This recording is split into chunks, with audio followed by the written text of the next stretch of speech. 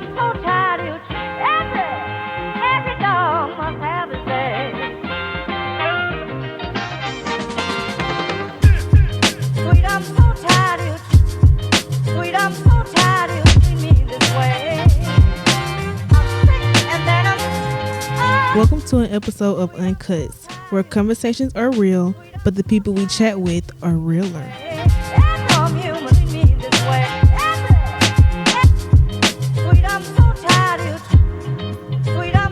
Okay, so today I have Charmaine and her husband, who is the owner of Cold Black ATL, located here in Americus, Georgia.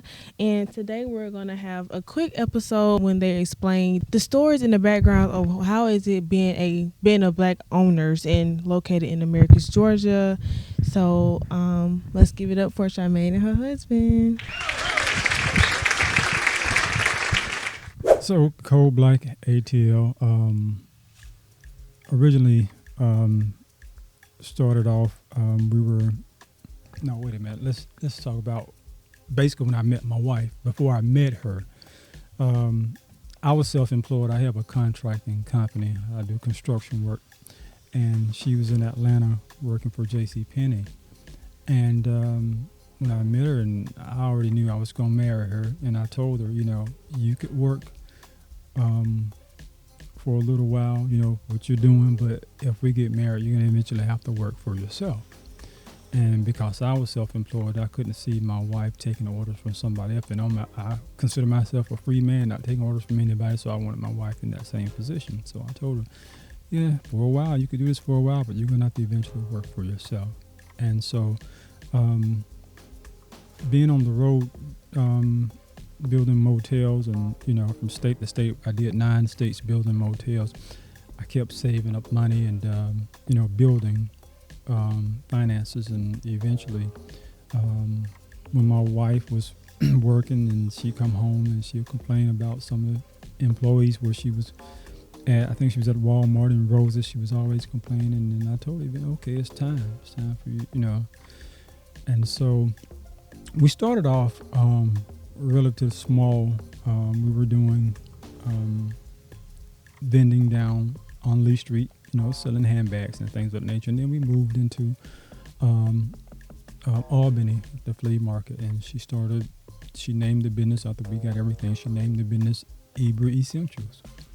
And so that's how she started off. And then eventually I started selling men's clothing and accessories, and I called it Cold Black. And then because she was from Atlanta, we converged both businesses and said we'll call it Cold Black ATL, because I was bringing a lot of the urban style from Atlanta is what I was selling in Albany. So, and once the tornado hit us down, the facility down in Albany, we had no choice but to get, come to Americus. And then we got a brick and mortar over on Jefferson Street, and Cold Black was open. She opened Cold Black ATL. And the very first day that she opened, she had a ribbon cutting with the mayor and all. I was out of town building motels. I couldn't be there. And because I knew what I was doing, I had to do in order to get this business off the ground. And she and I did what you see here. She and I did without any loans. It come from me working from state to state doing motels. Contrary to popular belief, because some of the people came to me and said, man, I heard you hit a gold mine when you married that woman, man. You married into money. And them not knowing that, no, I didn't marry into money. I was the finance behind Cold Black at the time. Or did I marry into money? Not that I know of. Okay, but that's how Cold Black started.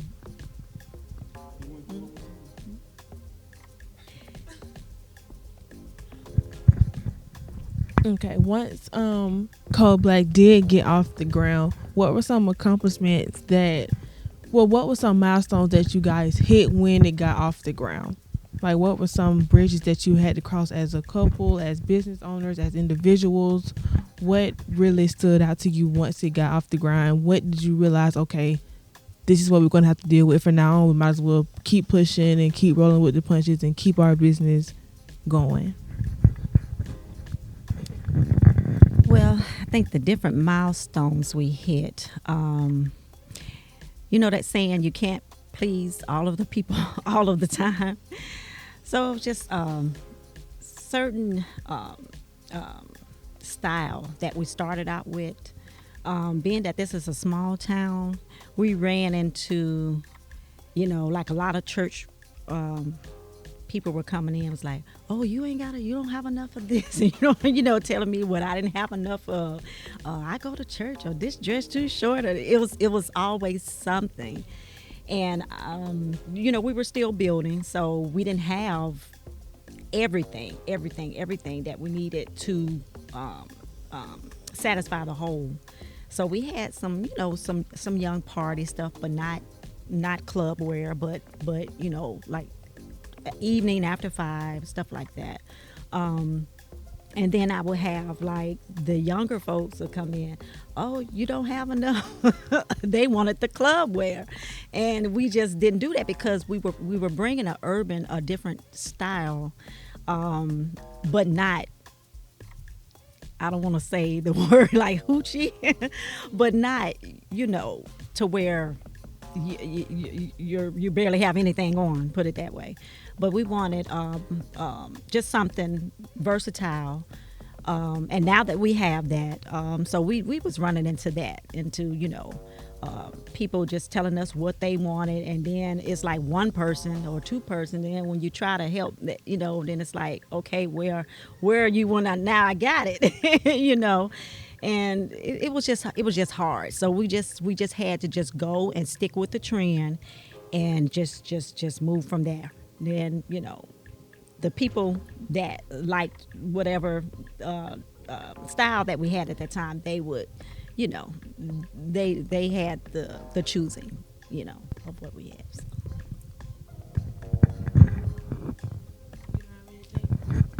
No, I think she pretty much summed that up. You know, initially when we first started, we did have a problem of which demographic we really wanted to cater to, and because our men was totally different from what you see now. It was more or less a style of what you might find at City Trend.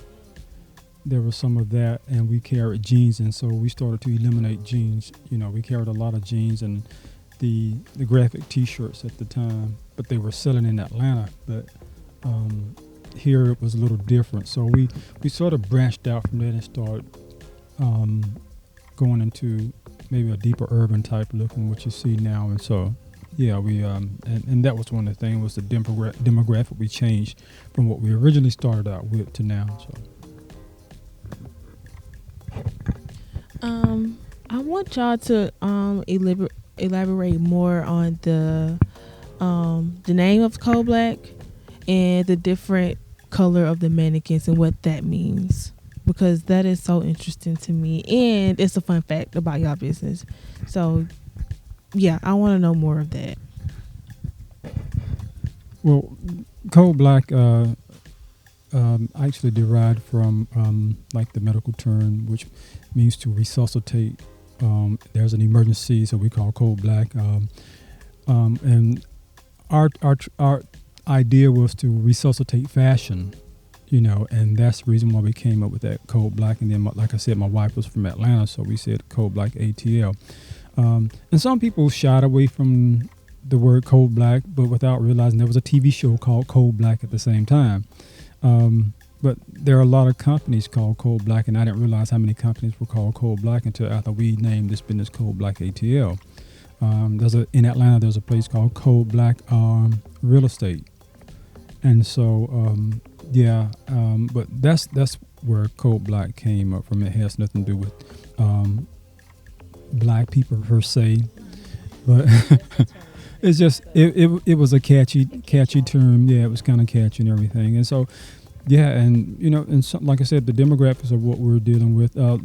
We don't get a lot of support from white people, and like my wife said, one of our employees was in at the time, and there's a lady. Neither one of us here, and there's a lady came and told the employee, well, why do you have black mannequins? You need to get rid of those black mannequins. You get more business if you got rid of the black mannequins. But that's a bit of racism, because most stores have a lot of white mannequins. You never see black mannequins.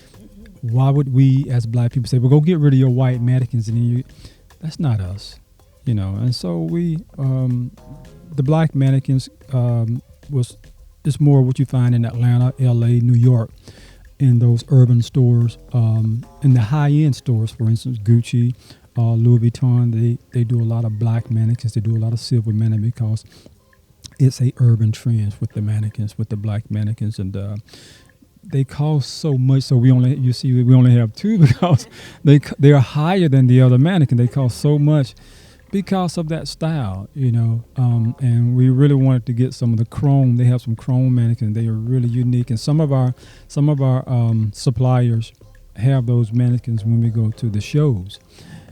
And we would like to get some of those, but they're so expensive. So we're in a budget right now, so we're not able to get those. But yeah, the mannequin brings style. It brings trend to it. So.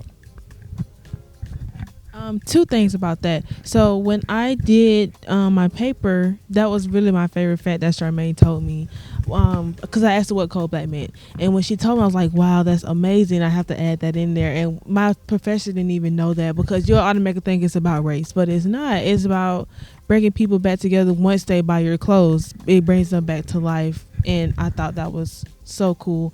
And second, with the mannequins, white is the dominant race, so for a long time it has been a dominant race, so everything is white and black, but that's what they compare it to, so everything has to be that way.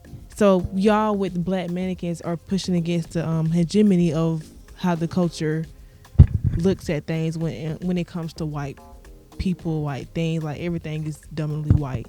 So but y'all still compromise and got white and black mannequins which is mature, which is what all business owners should do, is compromise with their employees.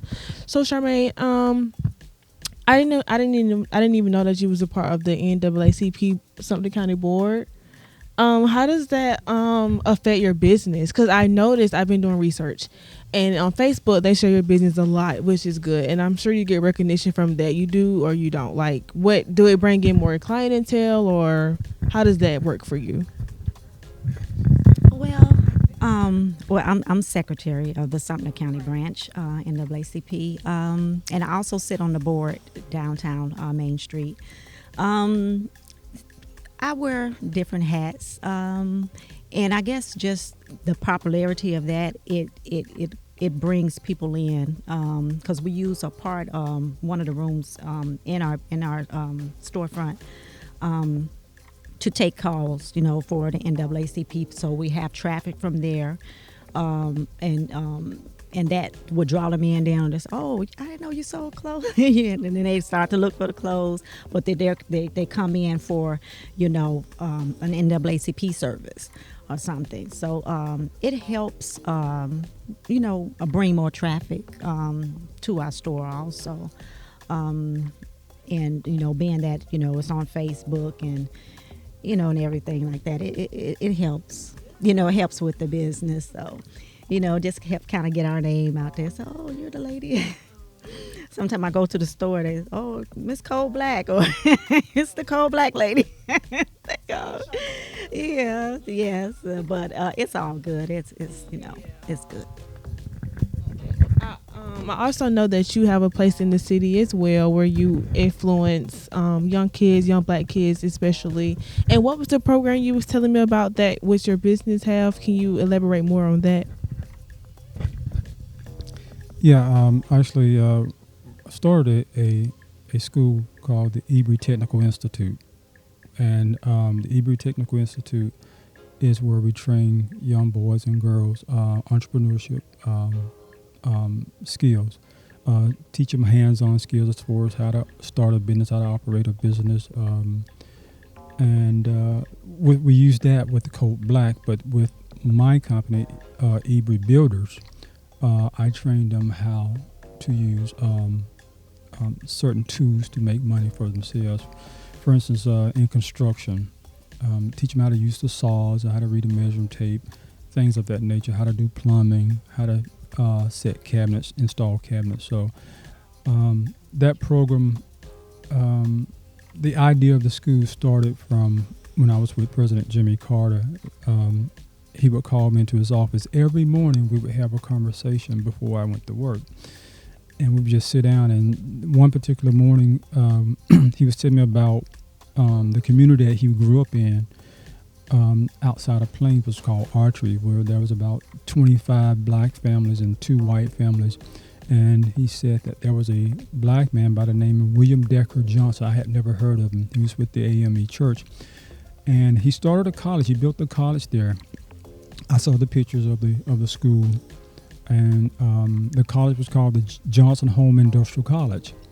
And the day that of the grand opening of the college, Marsh Brown Choir came down and performed.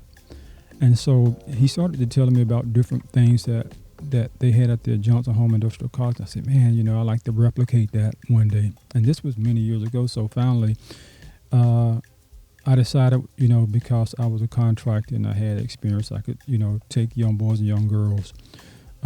Because one, we're somewhat disenfranchised from the workforce. There's a Hispanic community who's doing a lot of the stuff that we used to do in the black community. They have that trade, and we've lost that. A lot of our younger generation has lost that skill. And so I wanted to take those young boys and teach them skilled trades, and they could always be employable. If not by somebody else, they can be employed by themselves. They could work for themselves and earn a decent living. And my wife took Cold Black ATL and put that program, the same program, under the Eby Technical Institute, and started to train the girls on customer service, how to operate a business, how to run a business. And we took the student to Atlanta to the trade show where we buy clothes, show them how we make purchases with the wholesalers and things of that nature. And then even customer service, and open a bank account for them, show them how to budget, and things of that nature. So that program did extremely well, and so Middle Flint has offered to Ecker Connect, under Middle Flint, right, has offered to give us more students, and they will be responsible for paying the students, and so we don't have to pay them this time. So yeah, they pay them and we train them. So, and before we had to pay them and train them. So now it's, the Ecker Connect is to go ahead and just go ahead and take the financial burden off of us. But yet we still have the opportunity to teach and train, young black boys and girls a skilled trade and how to open and operate a business. Well, I'm going to definitely need to be a part of that, because I want to start my own business and never know how. But that is a really good thing that y'all are doing for the community, which was one of my questions, and y'all just answered it, and that's really amazing. I know that you're honored to work with Jimmy Carter. He's an amazing guy. Being that I work down there with him, I haven't seen him yet, but he's left he's leaving this mark on everybody when it comes to the community and building each other up. Did you have something to say? I was going to say the entrepreneurship program is a 3-month term program. The students that Ecker Connects is sending there, they have so many hours, so they'll work through those hours. And I think she said ages 17 to 24 in school students and out of school. And then at the end of the program, they'll get a certificate. And you know how you do your resumes, and we teach them, how to do resumes, also how to go on interviews, prepare for interviews. And the when you do your resume, you know how it asks you about certificates, what certificates.